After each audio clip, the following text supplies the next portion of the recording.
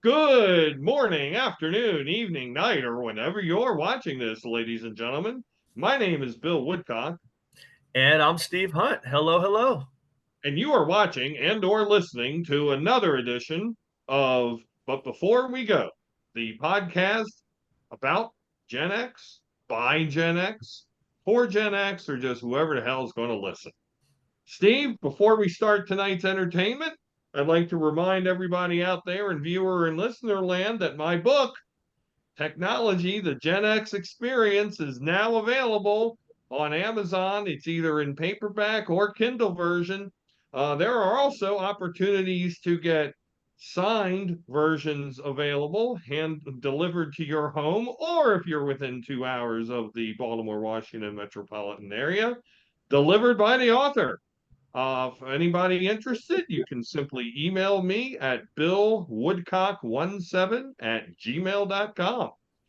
Tonight, Steve, or today, whenever it is, we talk about, or we continue our discussions of what what cool things we did over the summer.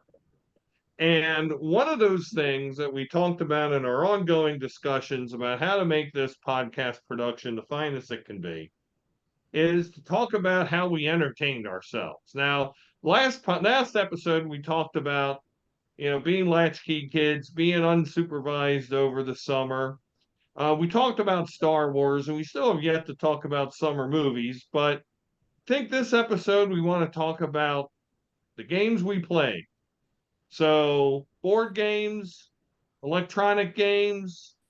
I think this is so big. I think this could be a two-part episode because we still haven't even talked about video games. And we also haven't talked about just acting like trash at the mall or the movie theater or the arcade or whatever. But who knows? I think that's something we can talk about in the future.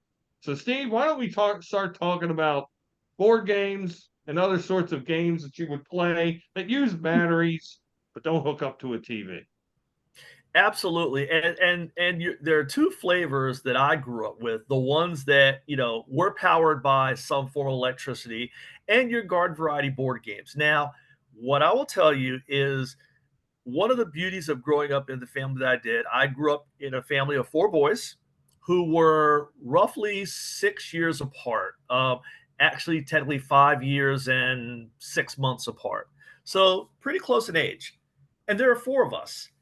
And most of your board games, especially those by the one and only law firm of Milton Bradley, were awesome to play if there were four of you. And the game that I most vividly remember, non electric version, is Monopoly. And Monopoly in my house was more than just a game, it was a steel cage match onto itself. In fact, in the summertime, because you're talking about how we occupied our time, we would start our Monopoly game somewhere around 10 o'clock in the evening. And we would have all night Monopoly games. Well, we would attempt to have all night Monopoly games because the argument would start sometime around 3 a.m. And my dad would come out because my mom and dad, oh, by the way, had to work. Hence the reason why we were latchkey kids, of course. And the warning would come out at 3. Warning 2 was probably around 3:30. And sometime around 4:15, dad would come out and say, I have 1 hour to get some sleep before I have to get up to go to work. Y'all put this shit away. You're done. And we had to break up the game. Every once in a while, we made it until dawn, but usually, some point in the middle of the night, my dad came out and made us break up the game because we were fighting over who was cheating or not cheating or accused of cheating or whatever it was that four boys do. We fight because that's what we're supposed to do, for Pete's sake. So Monopoly was huge in my house because we would literally play or try to play all night. This is horrifying. Why would you do this to your parents? Keep them up on a work night. Your dad would come out and say, I can only get an hour's sleep.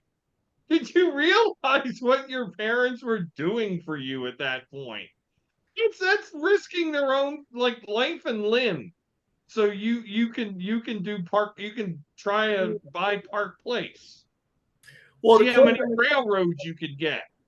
well, to quote that great philosopher, it didn't matter what their problems were No, it didn't, did it? because it So, was so, about the game. so as always, I have several questions. So So, there were four of you playing Monopoly. Now, Monopoly like comes like you can play eight. There I have like some collector's edition Monopoly set that comes with I think 64 different tokens, mhm. many more than ever appeared in Monopoly. And I don't even know how you could get 64 people to play Monopoly. Obviously, you would need a lot more cash. And why would you want to do this thing? And how would it work? But Yeah, there were eight tokens, but yet yeah. four of you. Did you ever do the thing where each of you played as two different characters? No, we all had our own token. I believe I was the dog, but we all had our own Where token. was the dog? Yeah, and How was it not the car? How was it not the ship? The wheelbarrow? well, I think my oldest brother got the car. My next one got the top hat, I think. I mean, we basically had our That was pieces that we right. play with, and I was the youngest, so I got a pick of the other five, and At so least, I rolled at with the least dog. it wasn't the thimble. No, the thimble that was not put into play. No thimble. There was So never a thimble. it The was the thimble car, was the the top hat. I can't saddest remember the other one. token. Yeah. Sad So thimble. Sad thimble. sad thimble. Yeah, no thimble. But yeah, so that's what we did. We had our pieces and we did our thing. And our second oldest was always the banker, which is why the fight started because money just kind of magically showed up on his side of the board when his ass was broke after hitting like boardwalk 3 times in a row, but yet he still had money. Well, it was the savings and loan crisis after all. So your brother was just taken out of the till. But this is what we did. And of course, most the folks out there would ask, why did you play all night Monopoly? Well, if you listen to our previous episode and talked about what latchkey kids did all day in the summertime, our days were occupied outside.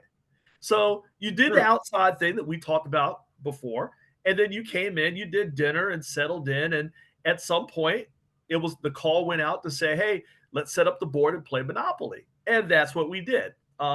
The only detour from that was when I don't know if you ever heard of the game Risk when it first Yes. came out, world domination, baby. So when that came out, we would switch up every once in a while, play Risk. So See, you go. You see, as you do, as is your wont, you go on and change topic when I'm not done. I still have questions about Monopoly. okay, All right, so here's my next question about Monopoly. Did you play by strict Monopoly rules? And if not, how did you adapt them? we played by strict Monopoly rules. No, so Uh, you auctioned off properties if, say, you landed on St. James Place and you said, St. James Place kisses my ass, I want no piece of it. Then you could enter the auction for St. yeah, James Place. yes. So Okay, we played strictly by whatever was written down in the book. So we did not veer from that. that's admirable. That's admirable. We never we didn't play by the rules of Monopoly, I think, ever. So what did you just say? You land on St. James, you didn't want it, you just say nah and move on? Right. Which Eh? is why Monopoly games would go for like 4 hours, like Eh? single games. Okay. Because people would just pass you know, Charles Avenue or whatever the hell it was. St. Charles or Or blah, or blah, blah. or Mediterranean and Baltic, those were ones that weren't hugely popular. Yeah, they kind of were because Mediterranean and Baltic, like you land on those, yeah, they're cheap, but they were like morale killers Yeah. because somebody would be all styling, they just pass go, yeah, get $200, and then all of a sudden Mediterranean Avenue, $60, bitch, and then that's what they got, and then they don't, then they have less money, then it's less. So that's all right. Yeah. But those the yellows and the reds really pissed me off in Monopoly. I don't know why, but I don't know why I have never changed my strategy. But always I should just have bought the damn yellows and the reds. Mm-hmm. But no, I never did. Never. Indiana Avenue was rarely in my portfolio. Yeah, because that was on kind of that corner there, wasn't it? The yellow and then was it the yellow and then the red? I'm trying to Yeah, remember. they were around the corner from each other. Right. There was like this little. It was like a part of the city you don't want to drive through. Yeah. So I don't know what shit's gonna break down here. Someone gonna come out Right. and hurl a cinder block out my windshield? I don't Yeah. know. And just when you thought you escaped that, you landed on go to jail. You're thinking you roll something, you're like, hey, I got past like the the group of death, and you land on go to jail, go directly to jail. Yeah, yeah. Jail was just the shit. I did not like jail at all. There were times I was in jail like half a damn game. Yep. The only time I mean it was not pretty. So you mentioned so Monopoly was a great game. Yeah. I would say that I also played quite extensively its cousin game, the Game of Life, Oh yeah. which was endorsed by Art Linkletter. And I got to about 13 years old, and I was like, "Who the fuck is this Art Linkletter? I don't know who he is. Why is this guy's pasty face on all of my life Game of Life money?" But there was nothing better than putting those eggs into the Oh little my God. jars and spinning that wheel that went 1 to 10 and just going around. And it was in 3D. You got to go over little hills. You can choose which path to take. You can end up in the mansion or you can end up in the poorhouse. There was really no other alternative. You didn't just live like a middle class existence and want to defecate on your boss's desk. Yeah. And the sound of that wheel was just music to your ears. It just made that. It, you It know, was the only sound that might have been cooler than that is if you put like cards on your bike wheel and the sound that that made. There were like cool sounds we had as kids that just happened. You know what sound replicates that sound of the Game of Life wheel, and I'm glad it does. The spinning of the wheel on the Showcase Showdown. Yeah. You know Yep. how they compete to Yep. spin the wheel to be in the Showcase Showdown, I should say? Hmm. That sounds like just like the Game of Life wheel. So you mentioned Risk. I honestly did not get into Risk until I got to college. Mm. And then I played a game called Diplomacy on the computer. Ah. The 3.5-inch floppy disks that you would have to install the game, and it was based. It was Risk, but it was called Diplomacy. So I dug it. But you mentioned the 4-player games. What about Sorry? Oh yeah. Yep. Sorry looked completely banal. And Sorry looked, very friendly. It looked like maybe it was like a little kid's game. Yeah. But it looked like, headache or trouble with the pop-o-matic, Yep. I mean, those little things, which I have to admit I played probably too long into my youth. But because the damn popping thing was cool. Yep. Everybody should have a popping thing to determine what goes on in their lives. There you go. Like the Magic 8 Ball should be a popper. But Sorry was insidious, Yeah. just with its very simple, proceed down this way, go back this way. You have to go one certain way. What was it, clockwise or counterclockwise Yeah. Yep. around the board? You needed the exact number in order to get your piece back to the base. Oh, it was a little devious. Yeah, yeah. Sorry was kind of sneaky devious. You're absolutely right about that. Yeah, that was another one of those board games that would. And then, of course, if you just had a deck of cards, you could play War, which always led you into some trouble, especially with your siblings. Because I declare war. Oh yeah, it was on. So you could find some trouble with just a plain old deck of cards in my household growing up. So here's we went 13 whole minutes into this podcast episode before Bill's delinquent upbringing took a hand in this. You mentioned just playing with a deck of cards. I must have been 7 when I learned how to play poker. Oh, I wow. in first grade we had chip trading. And of course, they used, poker chips as the chip trading. And I talked about how great chip trading was. It was so much fun. You rolled dice and you got a certain number of chips, and 5 white chips equal to blue chip, 5 blue chips equal to red chip. So how many blue chips, how many chips total. It was a nice little counting game. It turned into my father bringing a poker set home, turning and me teaching me how to play 5 card draw poker. And I was 7. And of course, when I would win, he would get pissed off. Once again, how did we survive our childhoods? Poker at age 7. I mean, my goodness. Listen, I mean, I don't even think Hold'em was even devised then. And I Yeah. know there was stud poker because I heard about it, and I was like, no, you're not going to learn that. Like, I'm not going to, like, what's wrong with it? Which, of course, made me want to learn it more. But draw poker, yes. Anyway, fun things, other things that I had, and this may be esoteric, and I'm staying away from anything with a battery for a couple more minutes at least. Okay. There was a game called Rebound, which was like a shuffleboard game. It was a big rectangular playboard, and you had little ball bearings with either a red or a blue band around it. And the top of the board was a triangle. I mean, the whole board itself was rectangular, Okay. but it was like a 2-lane track. And the top of it was diagonal, and there were 2 rubber bands diagonally. So what you did was you pushed your little ball bearing of your color.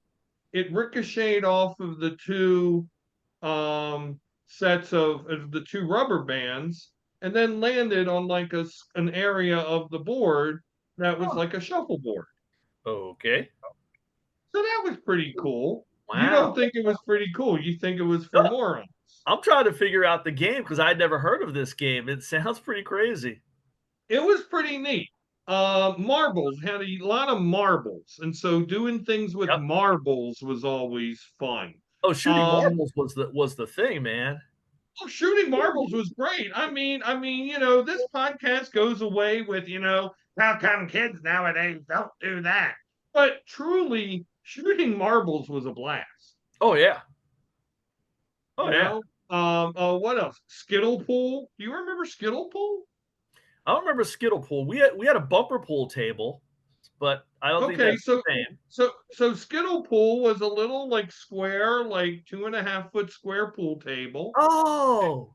and you had like the cue ball was in the front, and you had to hit the cue ball with another ball, on a chain, and you just had to use finesse to it, and then Uh, that's how you got the balls in the pocket.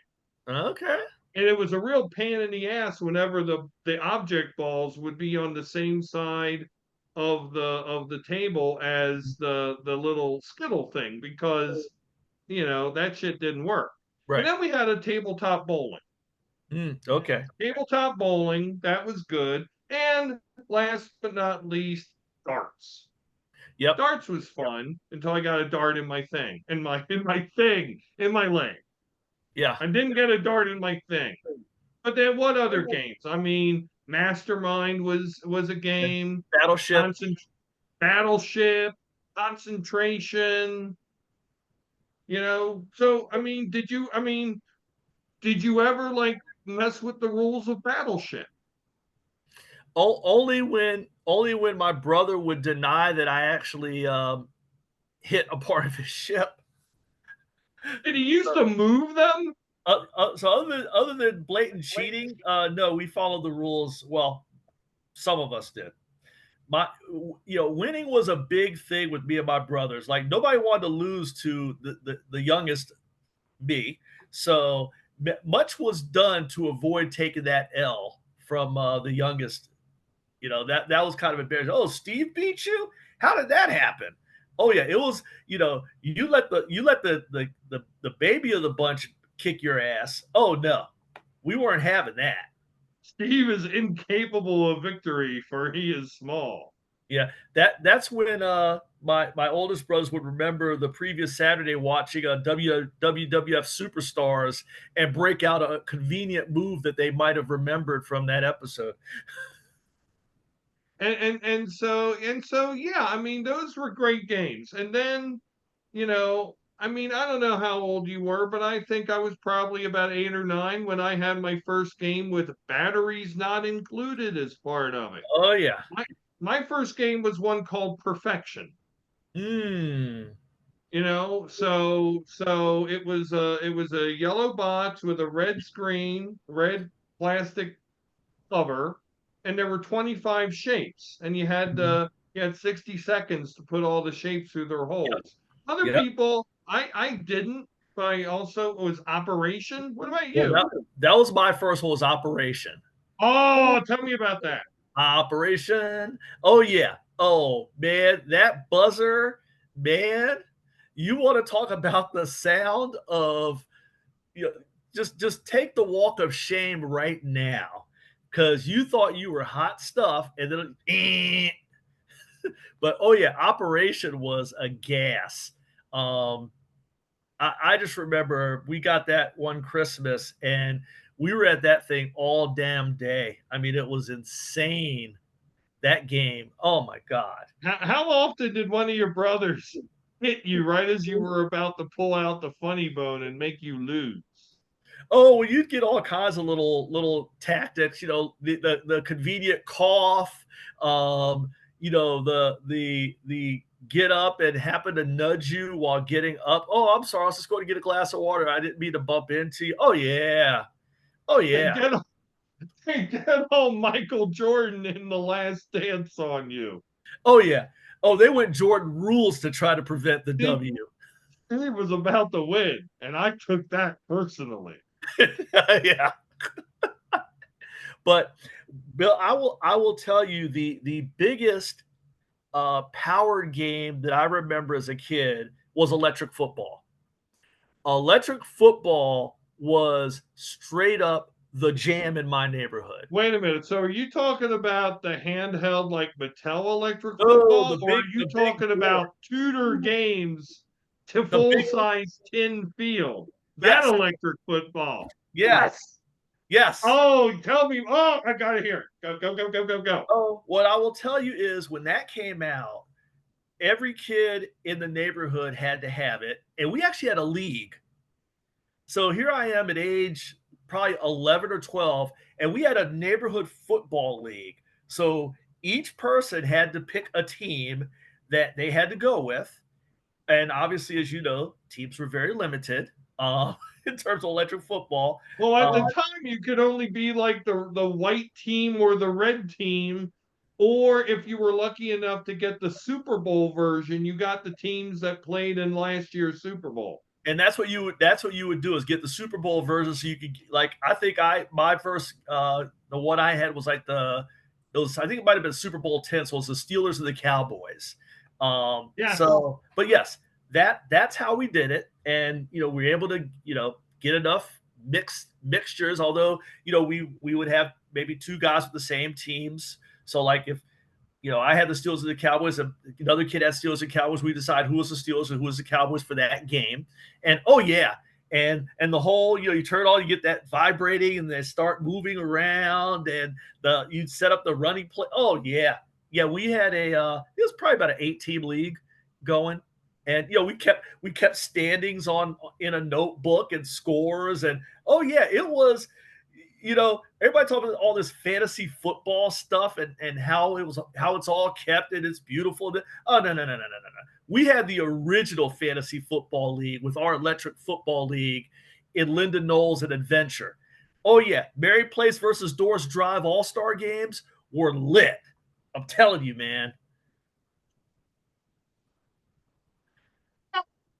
So you had like a whole league. So Yeah. I can remember like when Tudor Games came out with the order form where you could order more teams. Yep. We actually wound up going to the old Potomac toy store in Ellicott City, in Columbia, in the Mm-hmm. mall. And I remember that behind the counter, they had every team you could buy. Oh. That was the bomb. Yeah. I think at one point, I think there are somewhere around my house are like little sets of teams in the old divisions. But it was still when there was like 28 teams, and no, I think it was when yeah, when the Buccaneers and the Seahawks came in, there were 28 teams, Yeah. right? That was Yeah, 70, so that's 77, 78, something like that. Yeah. yes, yes. So it was six divisions, and I think I have four of them at home here at home. I mean, I don't have the Ravens, the Jaguars, the Panthers, Panthers, yeah. the Texans, and a couple of the other divisions. But oh my God, and it seemed just unsafe. Yeah. I mean, because of the electric hum, you knew that there was an exposed wire somewhere. Oh yeah. But I don't remember ever anybody ever getting shocked. Even when you turn that vibration all the way up, and all of your players all It of a goes- sudden started to uncontrollably do the curly shuffle on their side all the way through, all the way on the field. yeah, they'd be bouncing like this. Yeah, that was fun for some reason. Let's watch everybody jump up and down. Did you ever do one of these two things in electro football? Use the quarterback, who of course was a special player with actual moving parts, Doing the pose. to either complete a pass or make a kick. Did you ever actually do that? Oh yeah, absolutely. Oh, like attempt to pass play? I didn't say attempt, I said made. Oh hell no. Oh, Right, so what did you do? you Was mean it like like old school George Hallis versus, you know, well, you'd attempted just to throw early the Lambeau out, games but where you just ran the wing T? What did you do? let's just say the completion percentages were very low in our league. There was one kid who was pretty good, but everybody else, you'd run a pass play just to throw him off base and give him something else to think about. But the other thing you could do is the quarterback draw. What?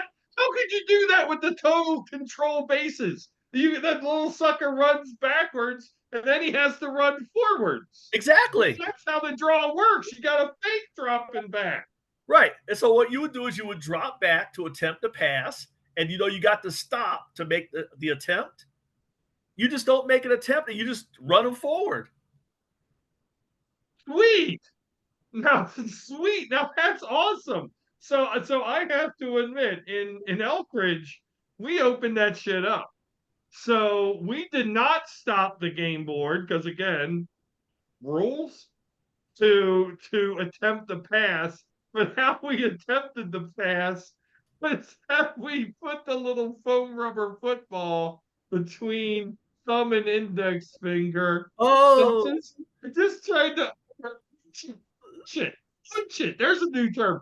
Inch it forward you throw it in the yourself. air to hit the base of the player it was intended for. So What's that? you throw it yourself, not have the Yeah, we quarterback. just went. We unched it. We unched it, Oh my god. and we did it ourselves. Oh But shit. it worked for all sorts of pass plays. You could have screen plays. You could do a slant. I mean, balls got picked off, but it was like Air Coryell. And then the kicking, you'd have to just go ding, ding,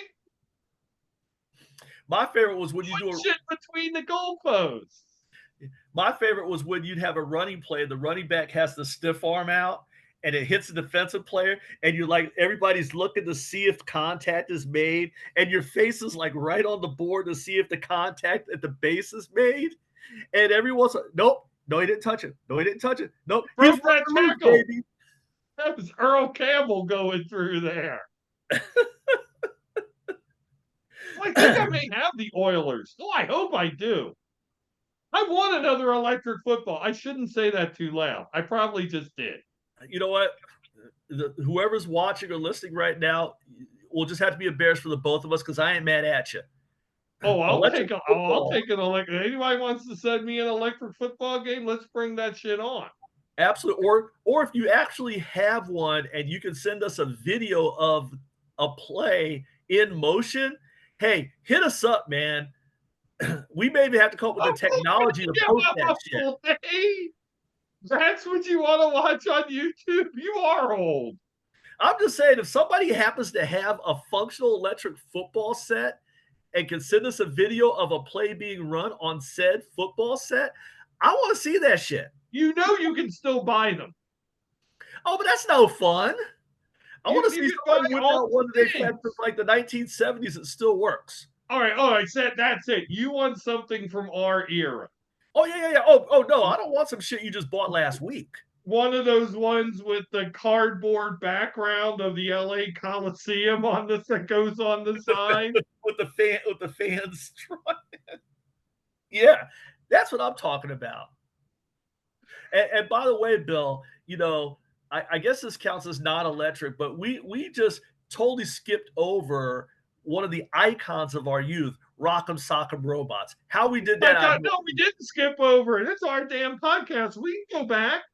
We can go back. We can talk about the handheld electronic games. This might be 3 parts. Who knows? But But this is fun. that just hit me. Rock'em Sock'em Robots. I mean, is there anything more embarrassing than that noggin going whoop? So you want to talk about even in the playing field? I don't know because I was an only child, but I'm going to guess, Steve, that many a score was settled between you and a Hunt brother that you could not do with your little Steve self, but you could being either the Red Rocket or the Blue Bomber. Oh, we would drop challenges in a heartbeat. Oh yeah. Oh, no doubt. Oh, you don't think so? Oh no. We would drop and we would have like mini tournaments. Those we did not do at night because Rock'em Sock'em Robots made noise. But you want to do a late afternoon after dinner quick tournament between the four of us, a little round robin action? Oh heck yeah. There was nothing better you could do rather than somebody you're pissed off at, just mess them up. Yeah. You just hit him one right on the button, watch that little head perk up, and then that's it. It was done. Oh And yeah. I can remember people going, "That didn't happen. I didn't lose." Boom. And they went there. Oh, wait a minute. That's what we just saw. We just saw you lose. Yeah. So Absolutely. Rock'em Sock'em Robots was the shit. Again, going back to your 4 player thing, why was there never like a 4 player version? Of course, because Yeah. boxing is 2 people. Yeah. But like if somebody would have designed them so that you can move back and forth and Mhm. turn from side to side and just pop whoever you wanted to, be gold. Yeah. That would be way cool. And I'm sorry, Hungry Hungry Hippos was just not violent enough. See, Hungry Hippos was seemed a little young for me. Well, that was us. We're four rambunctious boys. We wanted the violence. We wanted Rock'em Sock'em Robots. We wanted somebody's head to roll. This is Oh, how as we it do. should, and as you should have. Yeah, but yeah, Hungry Hippos Yeah. just didn't seem enough. But I will tell you a toy that you could knock the shit out of, and it's not Stretch Armstrong. It was Super Toe. As Oh, we were Super just Toe. talking about kicking a football, they have Super Toe. I swear to Jesus, using that Matt's measurement system, it's making field goals from 200 yards with Super Absolutely. Toe. Because I would take out, if I got a bad grade on a school paper, I'd come home to Super Toe, I'd be shooting that damn thing 30 feet through the air. And speaking of just inspiring violence, for those of you who never played a Super Toe, how you got said super toe to kick the football. You hit him upside the head. You hit him on his head. You hit He and was like like about a 10-inch tall plastic yeah, figure, and you hit him on his head, and his foot moved, and you put the ball on a little tee, and the ball just went flying. right. So not only are you getting the whole idea of kicking a football as far as you can with this little 10-inch plastic thing, but you violently hit him on the top of the head to make this action happen. Again, we talked about the cartoons. We could probably, you and I, Bill, get into a conversation about comics. It was all about violence. It was all about how hard you could hit the crap out of something to make something happen. Did you ever have any of the other super toe related items? Because there were others for other sports, you know. I think we had a soccer one. The soccer one was very good. I Yeah. knew people who had that. The other one I had was the basketball one. Oh, well, we didn't And have that that. was a yellow dude, a yellow plastic dude with a red, white, and blue jersey, Oh my God. and the ball fit in his right hand, Oh shoot. in a nice little shooting motion, and he went like that. And again, I was friggin' Stephon Curry 40 years before my time. Son of a bitch was making shots from 250 feet. It was Meadowlark Lemon. I mean, I was doing whatever I could do. All right. Well, that's enough for part one. On part two, we start to talk into things that required batteries that went beep and boop and bip and bop. And I talk about the Great Baltimore Baffle. What the hell does that have to do with games? You'll see. Join us for next week for part two of this discussion of the games of Gen X. For Steve, I'm Bill. You've been watching or listening to But Before We Go, toodles!